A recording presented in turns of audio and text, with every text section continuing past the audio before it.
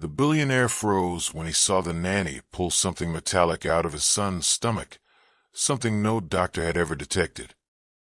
The story begins with 7-year-old John Watts curled up on the cold tile floor, sobbing and gripping his stomach. His father, Alex, bleary-eyed and worn from sleepless nights, brushes it off. "Another aching spell," he mutters, echoing what every specialist had said. They ran the scans. He's fine. But Mary Brown, quiet and watchful, feels the air shift. She kneels, gently pulls up the boy's shirt, and goes still. Her breath catches. Just below the surface of his belly, something throbs, swollen, raw, unnatural. The wound looks alive. Behind her, Alex's hands rise to his head. He's seeing it now, and his silence says more than words. Mary whispers, almost to herself, This isn't normal." In that moment, the quiet walls of the estate begin to whisper truths that no one has dared to face. And Mary, bound not just by duty, but by something deeper, makes a silent vow.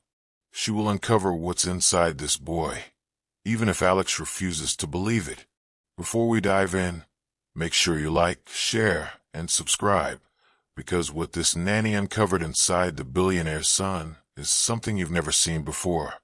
Now let's dive into the story. It started on a Tuesday. John had barely touched his mac and cheese, his favorite, and was curled up on the living room rug, silent, pale, and clutching his stomach. "Buddy," Alex crouched beside him, trying to smile through his fatigue. "Is it hurting again?" John gave the smallest nod, eyes glassy with tears. The next morning, they were sitting in a high-rise clinic in Manhattan, everything white and sterile. Machines hummed quietly around them as the pediatric specialist, a man with 2 clean hands and a smile that didn't reach his eyes, scanned John's belly with cold gel and warm indifference. "Looks completely normal," the doctor said, eyes glued to a screen. "Maybe constipation. Or anxiety. Kids grieve in strange ways." Alex nodded. He wanted to believe that. He needed to. But by the 3rd week, John was waking up screaming. "I dreamed something was inside me," he whispered one night to Mary, his tiny fingers tangled in her sweater as she sat by his bed. "I can feel it move." Her heart ached to the fear in his voice. "Shush, sweetheart. Jesus is with you. You're not alone." John's wide eyes searched hers. "Then why won't he make it stop?" Mary had no answer. Only tears she hid behind a soft kiss on his forehead. Alex tried. He really did. He cleared his calendar. Took John to 2 more specialists. MRI, blood work, dietary tests. Nothing. Always the same. He's physically fine. But Mary knew better. She saw the patterns. The pain always worsened at night. Always when John was alone. And sometimes, though she couldn't explain it, the air in his room felt wrong. Heavy. Like something was watching. "I think it's stress," Alex said one afternoon, sitting on the edge of the couch, wringing his hands. "I should have been here more when Claire died. I should have." His voice cracked. "Maybe he's just broken." No, Mary's voice was quiet but firm. "This isn't grief. Or stress. This is something else." Alex looked away. "I don't have the strength for this, Mary." But John did. Even in his pain, he reached for her, whispered secrets he couldn't tell his father. "It hurts more when I'm alone," he told her one evening. "It waits until Daddy leaves." "What does?" Mary asked gently. John hesitated. His lip trembled. The thing. That night, long after the house had gone still, Mary sat on the floor of her small room, Bible open on her lap, hands trembling. "For we wrestle not against flesh and blood, but against principalities, against powers." Ephesians 6 verse 12. She shut her eyes. "Lord, I don't know what's happening to this boy, but you do. Give me eyes to see what the doctors can't. A floorboard creaked outside her door. Mary looked up. A shadow moved past the crack under frame, too slow, too silent. She rose, heart hammering. "John," she called out. No answer. Then, barely audible, from down the hall a whisper. "Miss Mary, it's moving again." The estate was too quiet for a place so full of people. Mary stood by the upstairs window, watching a man in a black polo adjust the security cameras near the garden. She didn't recognize him, or the gardener hauling equipment through the side gate, or the two maids who replaced the old ones just last week. It felt like the staff changed with the wind. Every morning, a new name. Every face unfamiliar. "You've got a lot of new people around lately," she mentioned casually to Alex that afternoon in the kitchen, while John dozed on the couch nearby. He poured a cup of coffee and sighed. "I've had to increase security. Business threats." He rubbed his temple. "People think wealth makes you invincible. Truth is, it makes you a target." Mary nodded slowly, but her gut whispered something else. That evening, as she walked down the second-floor hallway, she caught voices behind the study door. Two male staffers, murmuring low. "Just a few more days and the job's done. Keep it quiet. We're being watched." The doorknob rattled, and Mary stepped quickly away, heart thudding. She didn't sleep that night. At 2:13 a.m., she woke with a start, no sound, just a sudden awareness. Something was wrong. She grabbed her robe and moved quietly down the hall. John's door was cracked open. She always shut it after tucking him in. She pushed it slowly, praying it wouldn't creak. The nightlight glowed faintly in the corner. John was asleep, but his face twitched like he was dreaming. She stepped closer and froze. A small, metallic tool lay under his pillow. It looked like something from a dentist's tray. Cold, surgical. Her breath caught. Next morning, she reviewed the hallway security feed. Nothing. Camera turned the other way. She stared at the screen, pulse in her ears. Who turned it? That night, she pulled a notebook from her drawer and began writing. November 9th. John's door open. Metal object found. Camera rotated. She underlined it twice. The following afternoon, she brought the notebook to Alex in the sunroom. "I know it sounds strange," she said carefully, "but something's not right. The staff, the tool under John's pillow, the way the camera was moved." Alex leaned back, folding his arms. "Mary, I get that you're protective. I am too. But you're seeing patterns and shadows. The staff are vetted. The cameras are handled by pros. There's no conspiracy." His eyes were kind, but distant, like he was already moving on to his next meeting. "I'm not trying to scare you," she said softly, "but I need you to believe me." He hesitated. "I believe you think something's happening." Then he stood and walked away. Mary watched him go, helpless. That night, she knelt beside her bed again, Bible open to Psalm 91. "He shall give his angels charge over thee, to keep thee in all thy ways." She clung to the verse, but just before sleep took her, she heard John cry out in his room. Not a normal cry. One word. Desperate. Terrified. "Run." The scream shattered the silence like glass. Mary bolted upright, heart pounding, and raced down the hall barefoot. "John!" She threw open his door. The boy was thrashing in his sheets, drenched in sweat, fists curled around his stomach. His eyes were wide, unseeing, as though staring at something far beyond the room. "No, no, don't let it." He choked, gasping for breath. "Please make it stop." Mary dropped to her knees beside the bed and gripped his trembling shoulders. "John, look at me. Look at me, honey. You're safe now. I'm here." He blinked. His body still shook, but slowly, his gaze focused on her face. "Did it happen again?" she asked gently, brushing the hair from his damp forehead. He swallowed hard. Someone came into my room. Before. When? Earlier, he whispered. When the lights went out. I couldn't see them, but they were standing right there. He pointed toward the corner of the room. Nothing was there now, but Mary's spine chilled. Did they say anything? She asked. John's mouth opened, but no sound came. He turned his face into the pillow and began to cry, shoulders heaving. I don't want to talk about it anymore. She held him, gently rocking. Okay, you don't have to. You're safe. Jesus is with you. Alex stood at the doorway, pale and stunned. He had come in just in time to hear John's words. Something had shifted in his face, pride crumbling into fear. I'll get the car, he said hoarsely. We're going now. They rushed John to a late-night pediatric specialist in the city. The ER lights were too bright, the waiting room too sterile, the questions too familiar. Blood work, ultrasound, CT scans. Again. Hours passed. The doctor returned with that same old expression Mary had come to hate. All scans are clear. No obstructions. No internal abnormalities.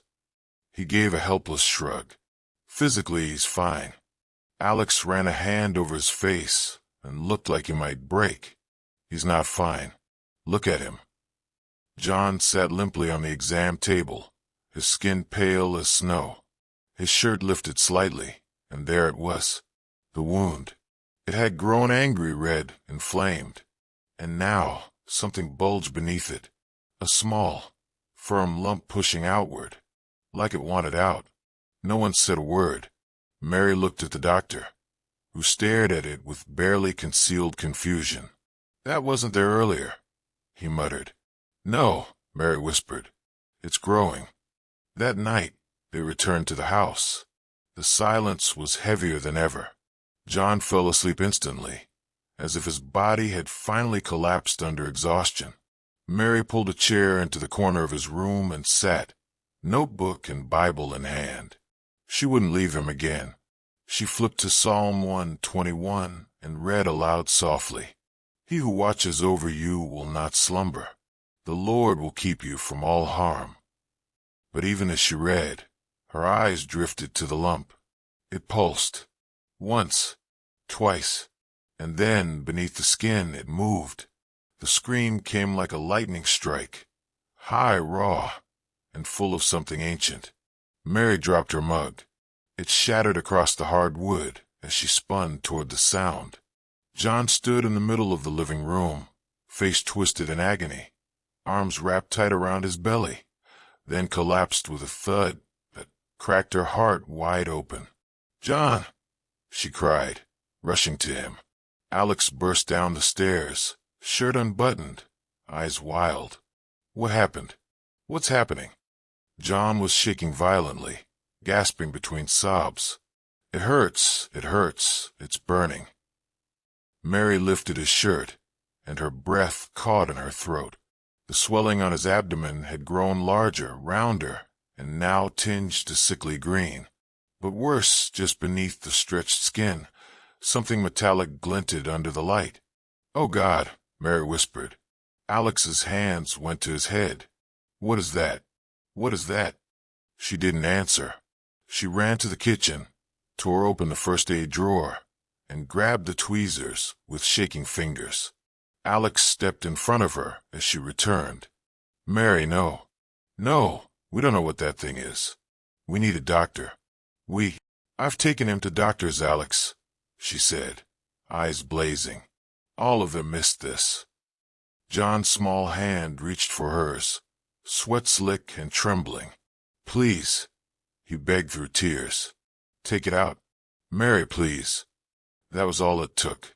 She knelt beside him, gently pressed around the wound, and guided the tweezers to the edge of the metal. John screamed. Alex nearly collapsed. The object resisted at first, like it didn't want to leave. Then, with a sickening pop, it broke free. John howled like a wounded animal as Mary held the forceps steady. Her own tears, falling freely now. The object clinked against a metal tray beside her. Silence fell. Alex dropped to his knees beside them. "Is he John, are you?" John was panting, his face pale, eyes fluttering, but he nodded weakly. Mary stared at the small, dark green disc in her hand. It was no larger than a coin, smooth and cold with an etched pattern along the edge, like circuitry. Recognition hit her like a wave. "A tracker," she whispered. Alex blinked. "What?" "This is a tracking device." He stared at her, then at the object. "Inside my son." Mary's voice dropped to a whisper. "Someone put this in him." They sat there, stunned, trembling, the world suddenly unrecognizable. Mary reached for her Bible with her free hand and turned, without thinking, to Jeremiah 33 verse 3. She read aloud, voice shaking, "Call to me, and I will answer you, and show you great and mighty things, which you do not know." She looked at John, now resting against her, eyes half closed. "Lord," she breathed, "what don't we know?" Alex stood and backed away, staring at the device as if it might sprout legs. "I need to call someone. Someone has to explain this." Mary looked up sharply. "Call who, Alex?" He didn't answer, because he was already dialing, and he wasn't calling a doctor. The disc sat between them on the kitchen table, cold and silent. Mary turned it over in her palm for the 10th time. It was heavier than it looked, with a matte green casing and a thin ring of copper-like metal running the edges. No markings, no branding, just precision and power. She looked up. "This isn't consumer tech. This is military grade." Alex shook his head slowly, arms crossed over his chest. "No, that can't be. My home is the safest place in New York. We've got 24/7 surveillance, biometric access points, security clearance protocols." "Then how did this end up inside your son?" Her voice cracked at the last word. Across the room, John sat curled up on the couch, wrapped in a blanket, clutching his stuffed lion. He hadn't said much since the tracker came out, just stared out the window, silent and small. Mary walked over and knelt beside him. "Sweetheart, do you remember anything? Anything at all?" At first, nothing. Then slowly, his head turned toward her. "It was really late," he whispered. "The lights were off." Mary stayed still, letting him speak. "I was awake. My stomach hurt. Then the door opened. Quiet."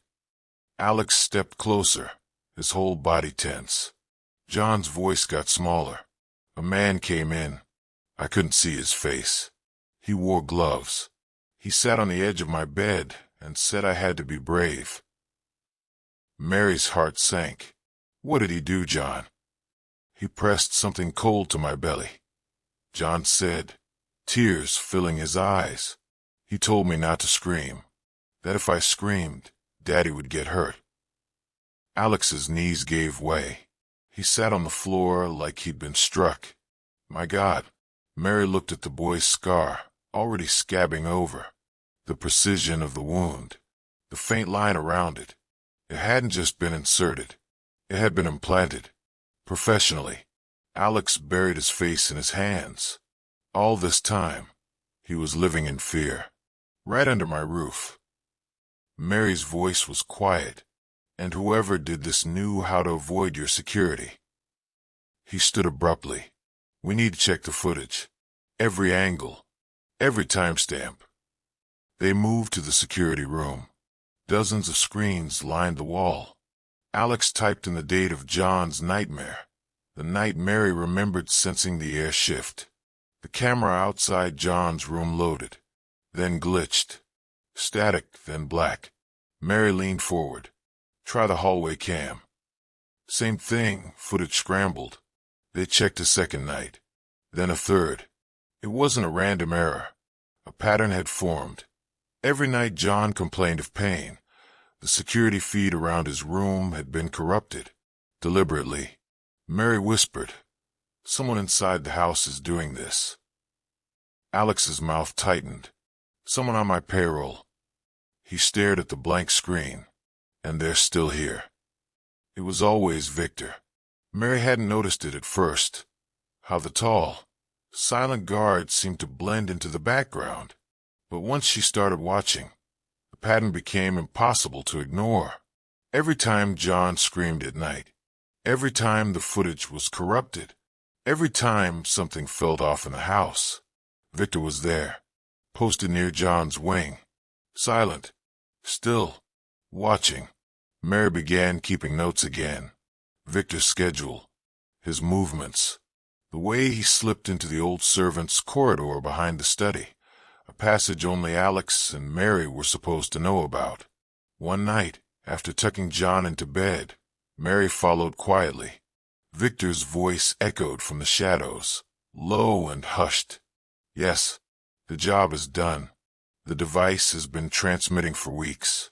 The boy doesn't suspect anything.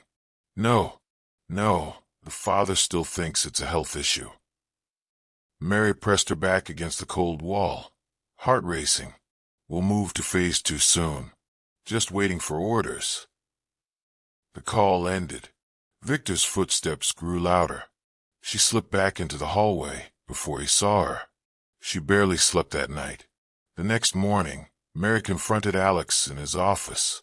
He's been inside the restricted corridors, she said. He's been watching John's wing. I heard him on the phone. He said the device has been transmitting for weeks. Alex froze, the weight of her words sinking in. Why would someone need to track my son? He asked. Mary met his eyes. Because of you, Alex. You're a billionaire. Your enemies don't have to hurt you to destroy you. They just have to find your weakness. His face went pale. And that's John. Mary nodded. Someone wanted to know where your son was at all times. Maybe for leverage. Maybe worse. Alex stood, jaw clenched. Do you think someone wants to take him? I think someone already got to him. An hour later, the estate erupted in motion. Alex held an emergency meeting. Every non-essential staff member was let go on the spot. Security doors were activated. Passcodes changed. Cameras replaced. Victor vanished before they could question him. Alex stared out the window, arms folded tightly. How could I not see this? You were trying to keep everything together, Mary said gently. You were grieving, distracted. He looked at her, eyes full of guilt and something else, something deeper. I almost lost my son while I was building a fortress around myself. Mary placed a hand on his arm. It's not too late to fight back. He nodded slowly. We protect John now, with everything we have. That night, as the house fell into an eerie, locked-down quiet, Mary knelt at John's bedside. She held his hand, whispering Psalm 27 verse 1 over him. The Lord is my light and my salvation, whom shall I fear? But even as the words fell from her lips, something stirred inside her spirit. The house was locked down, but the enemy had already been inside. And what if he wasn't finished yet? It was nearly midnight when the security alert sounded, just a soft chime from the panel outside Alex's study. Mary glanced at the monitor. Garage door breached. She moved fast, grabbing her coat and slipping into the hallway. The house was quiet, too quiet. Her footsteps echoed as she reached the west wing. Then she saw him. Victor, dressed in black, duffel over his shoulder, heading for the garage exit. Victor, she called, voice sharp and unwavering. He froze, hand on the door handle. Slowly, he turned, his face, usually stone cold, twisted into something almost regretful. You shouldn't be here, he said. Neither should you. They stared at each other. Mary took one cautious step forward. You were going to disappear before we connected the dots. It was never supposed to go this far, he muttered. Just surveillance. Just a job. Footsteps pounded behind her, Alex. He stormed into the garage, fists clenched. "You put something inside my son," he growled. "You violated him." Victor raised his hands. "They paid me to implant a tracker. I didn't touch him after that, I swear. I was told to monitor his movements. That's it." "Who paid you?" Mary demanded. Victor hesitated. "Robert Galen." Alex stiffened. "Galen? He tried to buy my software division last year." "He didn't want your company," Victor said. "He wanted access to leverage. The device tracked your son 24 hours a day. A kidnapping was planned for next week." Alex lunged. Mary stepped between them, arms out. "Alex, don't." He stopped inches from Victor's face, chest heaving. "I should kill you." "But you won't," Mary said quietly, "because you're not like him. And John needs a father, not a man rotting in prison." Sirens pierced the air. Flashing red and blue lit up the windows. The police stormed in seconds later. Mary handed over the duffel. Alex said nothing, just watched as Victor was cuffed and let out. The garage fell into silence. Then Alex collapsed to his knees, shoulders shaking. "I could have lost him, Mary," he whispered. "I could have lost my boy." She dropped beside him, wrapping her arms around his trembling frame. "But you didn't." He sobbed into her shoulder. "You saved him," he said. "You saw what I couldn't." Mary blinked back tears. "God saw. I was just listening." They sat there, broken but safe, the storm behind them, but not forgotten. Mary's mind drifted to the verse she'd read that morning. "The Lord is a refuge for the oppressed, a stronghold in times of trouble." Psalm 9 verse 9. He had been their refuge, and the enemy, exposed in the night, had been defeated. But as she helped Alex up, one thought lingered in the back of her mind. If someone was willing to go that far to get to John, what else might they be willing to do next? For the first time in weeks, the house was quiet, and the silence felt safe. John sat curled on the living room couch, nestled beneath his favorite fleece blanket. A small scar still peeked out from under his shirt, but the pain was fading. He laughed more now, slept deeper, trusted again. Mary sat beside him, holding a mug of tea, her Bible resting on her lap. They had found a new rhythm. Every morning, she read him scripture. Every night, she stayed until he drifted off, sometimes in the rocking chair, sometimes curled on a cot near his bed. He wouldn't fall asleep without knowing she was close. And Mary didn't mind. She had come to love this boy like her own. Across the house, changes were happening too. Alex had overhauled everything: security teams, protocols, even the leadership structure of his company. "No one gets that close again," he told Mary. "Not to John. Not to this family." Family. That word had changed. Mary wasn't just a nanny anymore. She was the anchor in their storm, the quiet strength when everything had gone dark. One afternoon, as the autumn sun streamed through the windows, Alex stood in the doorway, watching Mary and John laugh over a puzzle on the floor. He cleared his throat. "Mind if I join?" John looked up and grinned. "We saved you the edge pieces, Daddy." Alex chuckled and sat down beside them, reaching awkwardly for a red corner. He turned to Mary. "I mean this when I say it. If it weren't for you, Mary, I don't know if my son would still be here." Her eyes softened. "You would have found your way. You love him." "I do," Alex said. "But I was blind. Grief, guilt, pride. I had security, wealth, walls. But none of that protected us." Mary gave a small smile. "Sometimes God lets the walls fall so we remember who really keeps us safe." Alex nodded slowly. "And sometimes he sends someone like you." Later that night, John tugged on Mary's sleeve before bed. "Will you sit with me?" he asked. "Always," she whispered. As she tucked him in, he reached for her hand, his little fingers warm and certain. You saved me, he whispered. You're my hero. Her throat tightened. She kissed his forehead gently. Jesus saved you, sweet boy. I just gotta help. From the hallway, Alex watched them quietly. Not as a billionaire, not as a CEO, just as a father. One who finally saw what truly protected his home. It wasn't money. It wasn't cameras. It was love. It was loyalty. It was Mary. As the night deepened and peace settled over the mansion, one truth echoed in Mary's heart. Sometimes the greatest danger isn't outside the mansion, but hiding quietly inside it. And sometimes the person who saves you isn't the one with the fortune, but the one with the heart. In the end, love, not money, rescued that little boy. Don't forget to like this video, share it with a friend, and subscribe for more powerful stories like this.